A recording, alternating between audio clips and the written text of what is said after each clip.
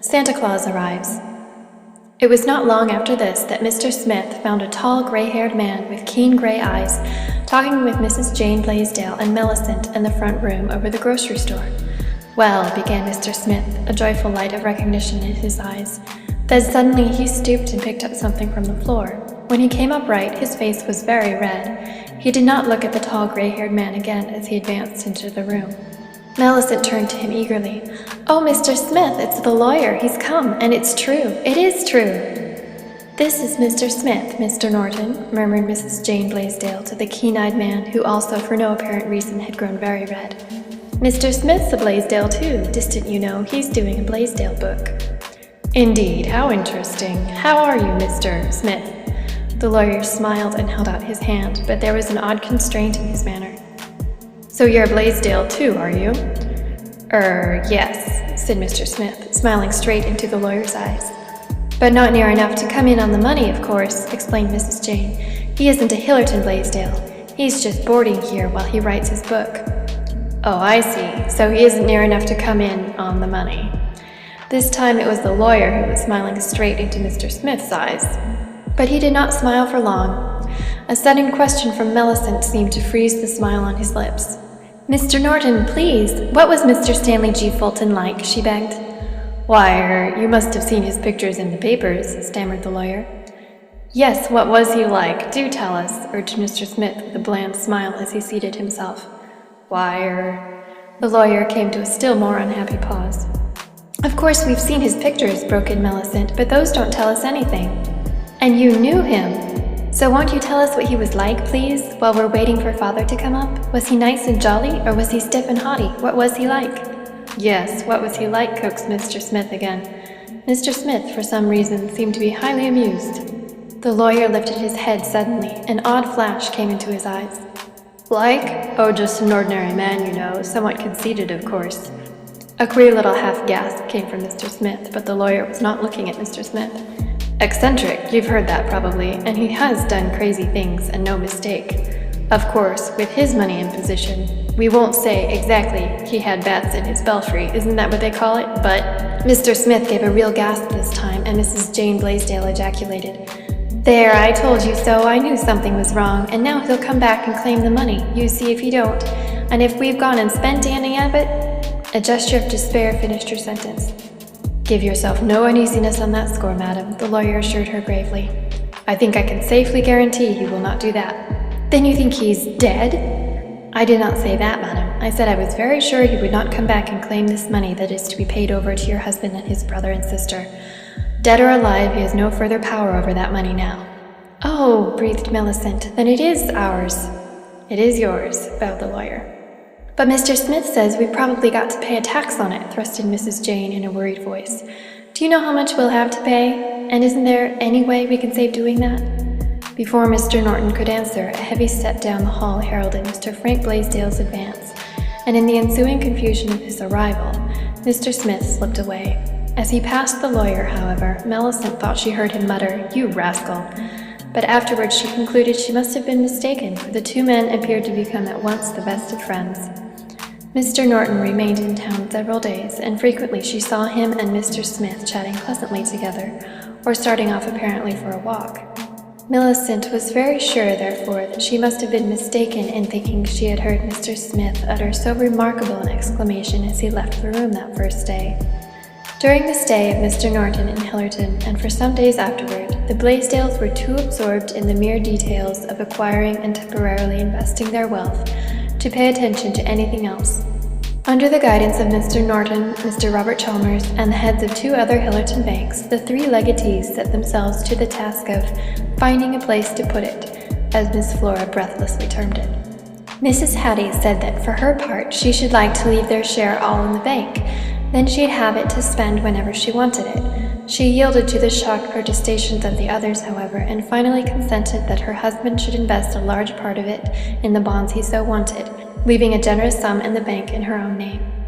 She was assured that the bonds were just as good as money anyway, as they were the kind that were readily convertible into cash. Mrs. Jane, when she understood the matter, was for investing every cent of theirs where it would draw the largest interest possible, Mrs. Jane had never before known very much about interest, and she was fascinated with its delightful possibilities. She spent whole days joyfully figuring percentages and was awakened from her happy absorption only by the unpleasant realization that her husband was not in sympathy with her ideas at all. He said that the money was his, not hers, and that for once in his life he was going to have his way. His way, in this case, proved to be the prompt buying out of the competing grocery on the other corner and the establishing of a good-sized bank account. The rest of the money he said Jane might invest for 100% if she wanted to. Jane was pleased to this extent and asked if it were possible that she could get such a splendid rate as 100%. She had not figured on that. She was not so pleased later when Mr. Norton and the bankers told her what she could get with safety. And she was very angry because they finally appealed to her husband and she was obliged to content herself with a paltry 5 or 6%, when there were such lovely mining stocks and oil wells everywhere that would pay so much more. She told Flora that she ought to thank her stars that she had the money herself in her own name to do just as she pleased with, without any old folky men bossing her. But Flora only shivered and said, "Mercy me," and that for her part she wished she didn't have to say what to do with it. She was scared of her life of it anyway, and she was just sure she would lose it whatever she did with it. And she most wished she didn't have it, only it would be nice, of course, to buy things with it. And she supposed she would buy things with it after a while, when she got used to it and was not afraid to spend it. Miss Flora was indeed quite breathless most of the time these days. She tried very hard to give the kind gentlemen who were helping her no trouble, and she showed herself eager always to take their advice.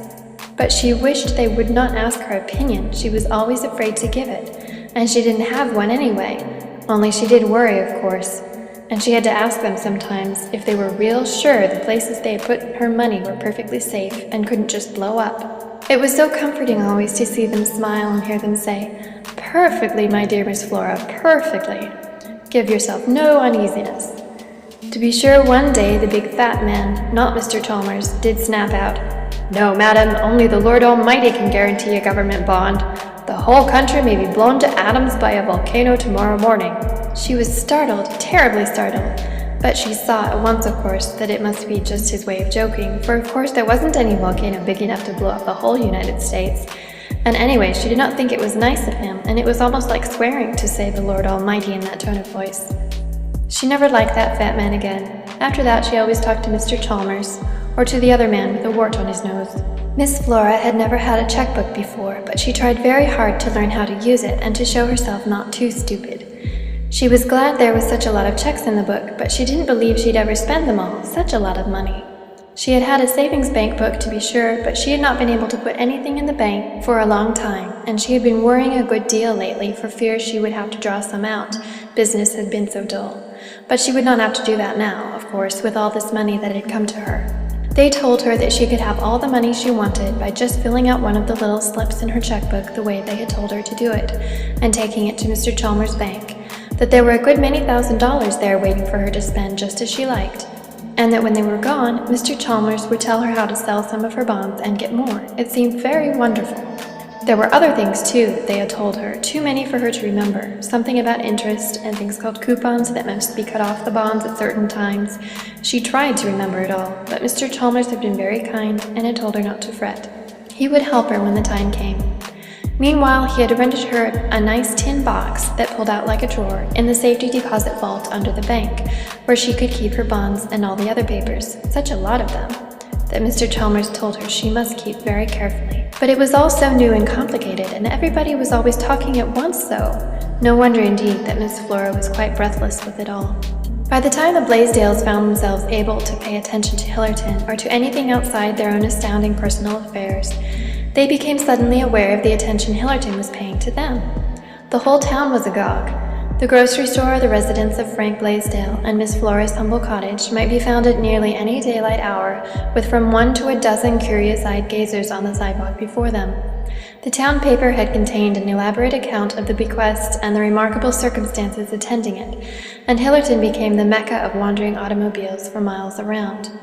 Big metropolitan dailies got wind of the affair, recognized the magic name of Stanley G. Fulton, and sent reporters post-haste to Hillerton. Speculation as to whether the multimillionaire was really dead was prevalent everywhere, and a search for some clue to his reported South American exploring expedition was undertaken in several quarters. Various rumors concerning the expedition appeared immediately, but none of them seemed to have any really solid foundation.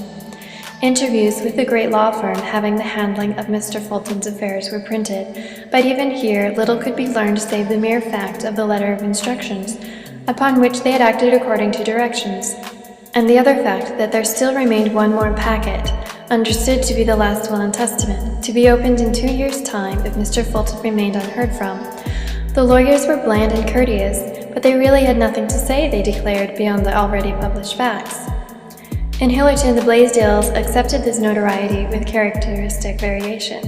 Miss Flora, after cordially welcoming one nice young man and telling him all about how strange and wonderful it was and how frightened she felt, was so shocked and distressed to find all that she said, and a great deal that she did not say, staring at her from the first page of a big newspaper, that she forthwith barred her doors and refused to open them till she satisfied herself, by surreptitious peeps through the blinds, that it was only a neighbor who was knocking for admittance. An offer of marriage from a Western ranchman and another from a Vermont farmer, both entire strangers, did not tend to lessen her perturbation of mind. Frank at the grocery store rather welcomed questioners, so long as there was the hope of turning them into customers, but his wife and Millicent showed almost as much terror of them as did Miss Flora herself. James Blaisdell and Fred stoically endured such as refused to be silenced by their brusque non-committalism. Benny, at first welcoming everything with the enthusiasm he would accord to a circus, soon sniffed his disdain as at a show that had gone stale. Of them all, perhaps Mrs. Hattie was the only one that found in it any real joy and comfort. Even Bessie, excited and interested as she was, failed to respond with quite the enthusiasm that her mother showed. Mrs. Hattie saw every reporter, talked freely of dear Cousin Stanley and his wonderful generosity, and explained that she would go into mourning, of course, if she knew he was really dead. She sat for 2 new portraits for newspaper use, besides graciously posing for staff photographers whenever requested to do so, and she treasured carefully every scrap of the printed interviews or references to the affair that she could find. She talked with the townspeople also, and told Mr. Smith how fine it was that he could have something really worthwhile for his book. Mr. Smith these days was keeping rather closely to his work, especially when reporters were in evidence. He had been heard to remark, indeed, that he had no use for reporters. Certainly he fought shy of those investigating the Fulton Blaisdell legacy. He read the newspaper accounts, though, most attentively, particularly the ones from Chicago that Mr. Norton kindly sent him sometimes. It was in one of these papers that he found this paragraph: "There seems to be really nothing more that can be learned about the extraordinary Stanley G. Fulton Blaisdell affair. The bequests have been paid. The Blaisdells are reveling in their new wealth, and Mr. Fulton is still unheard from. There is nothing now to do but to await the opening of the second mysterious packet 2 years hence. This, it is understood, is the final disposition of his estate, and if he is really dead, such will doubtless prove to be the case. There are those, however, who, remembering the multimillionaire's well-known eccentricities, are suspecting him of living in quiet retirement somewhere, laughing in his sleeve at the tempest in the teapot that he has created, and that long before the 2 years are up, he will be back on Chicago streets, debonair and smiling as ever. The fact that so little can be found in regard to the South American exploring expedition might give color to this suspicion. But where, oh where, on this terrestrial ball could Mr. Stanley G. Fulton find a place to live in unreported retirement?" Mr. Smith did not show this paragraph to the Blaisdells. He destroyed the paper containing it, indeed, promptly and effectually, with a furtive glance over his shoulder as he did so. It was at about this time, too, that Mr. Smith began to complain of his eyes and to wear smoked glasses. He said he found the new snow glaring. "But you look so funny, Mr. Smith," said Benny, the first time he saw him. "Why, I didn't hardly know you."